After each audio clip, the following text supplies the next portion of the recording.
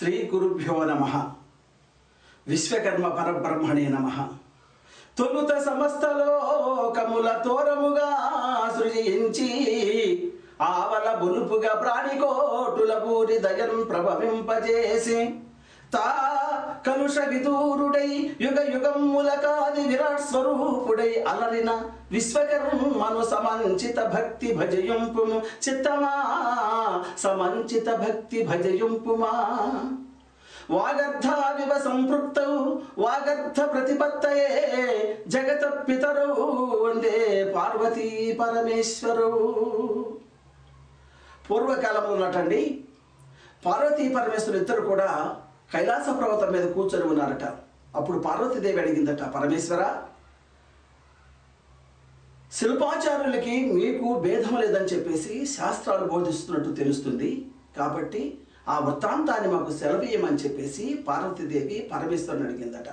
అప్పుడు పరమేశ్వరుడు చెబుతూ ఉన్నాడట, ఆదిమూర్తి స్వయం శిల్పి నభేదం శృణు పార్వతీ త్రిసంధ్యావందనాచ్చైవ గాయత్రీ వేద పఠనాత్ తజ్జిహ్వా వేద సంపన్న తత్కర్మా దీక్షయా గురుః శిల్పినో హృదయం బ్రహ్మ చంద్రసూర్యౌ చ చక్షుషి హస్తౌ హరిహరౌ చైవ సర్వాంగ సర్వదేవతాః మణిబంధద్వయం చైవ గణేశ షణ్ముఖస్థదా కరయో సరస్వతీ తీర్థాని గంగా యమునా సరస్వతి.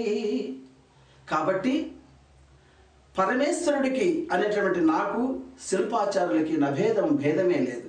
సాక్షాత్తు పరమేశ్వరుడు స్వరూపమే శిల్పాచార్యులు, సాక్షాత్ విశ్వకర్మ స్వరూపమే శిల్పాచార్యులు. ఈ శిల్పాచార్యుడు అనేవాడు త్రిసంధ్యావందనాచ్చైవ గాయత్రి వేద పఠనాత్ 3 వేళ గాయత్రి మంత్రాన్ని పఠించడం వలన తజ్జిహ్వ అతని యొక్క నాలుక వేదమయమైపోవటం వలన తత్కర్మా దీక్షయా గురుః అతని యొక్క చేసే పని మొత్తం అతనికి దీక్షగా భాషిస్తున్నందుకు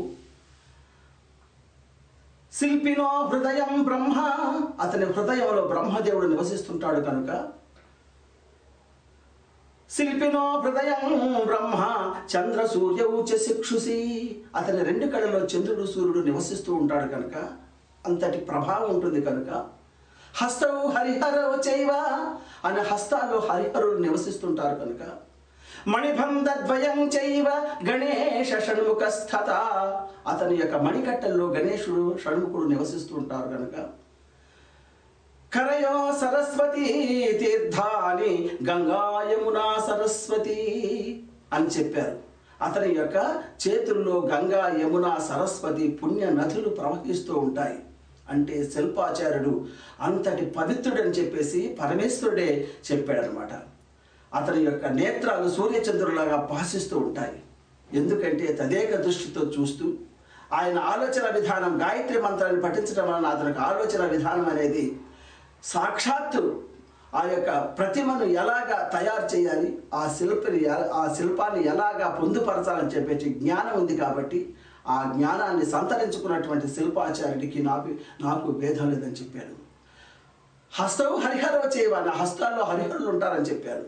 అందుకు కాబట్టి హస్తాల్లో హరిహరులు ఉంటారు కాబట్టి ఆ హరిహరుల యొక్క ప్రభావం చేత అతని యొక్క చేయి ఎలాగా విగ్రహాన్ని మలచాలనో అలాగా మలుస్తుంది కాబట్టి అంతటి ప్రతిభావంతం అతనిలో ఉందని చెప్పటం వలన ఆయనకి శిల్పికి భేదం లేదు అని చెబుతున్నారు. అలాగే అతని మణికట్లలో గణేశుడు షణ్ముఖుడు ఉంటాడట, అతని హృదయంలో బ్రహ్మదేవుడు ఉంటాడట. అందుకు కాబట్టి కరయో సరస్వతీ తీర్థాన్ని గంగా యమునా సరస్వతి అతని యొక్క చేతుల్లో గంగా యమున సరస్వతి పుణ్య నదులు ప్రవహిస్తూ ఉంటాయి కాబట్టి శిల్పాచార్యుడు అంతటి పవిత్రుడని చెప్తున్నారు. ఎందుకంటే ఆ శిల్పాచార్యుడి యొక్క ఆలోచన విధానం ప్రపంచంలో ఉన్నటువంటి అన్నిటినీ కూడా పొందుపరిచి అన్ని జ్ఞానాల్ని కూడా పొందుపరిచి ఆయన ఆలోచన విధానాన్ని మరి ప్రజలకి మేలు చేయటం కోసం ఆయన ఆలోచన విధానాన్ని ప్రసరిస్తాడు కాబట్టి అంతటి ప్రభావం కలిగినటువంటి శిల్పాచార్యుడు ప్రతిభావంతుడు అని చెబుతున్నాడు. అందుకని శిల్పాచార్యుడు నిత్య సత్య వచనుడై ఉంటాడు అన్నమాట. ప్రతి నిత్యము కూడా ఆయన చేసే పని మీదనే ఆయనకి దృష్టి ఉంటుంది. కాబట్టి వేరే దృష్టి ఏమి ఉండదు ఆయనకి. అలాంటి పరమ పవిత్రుడైనటువంటి ఆ శిల్పాచార్యుడు అంతటి దేవాలయం నిర్మించేటటువంటి సమర్థత కలిగినటువంటి వాడై ఇహలోకములో పూజలు అందుకుంటూ ఉంటాడనమాట.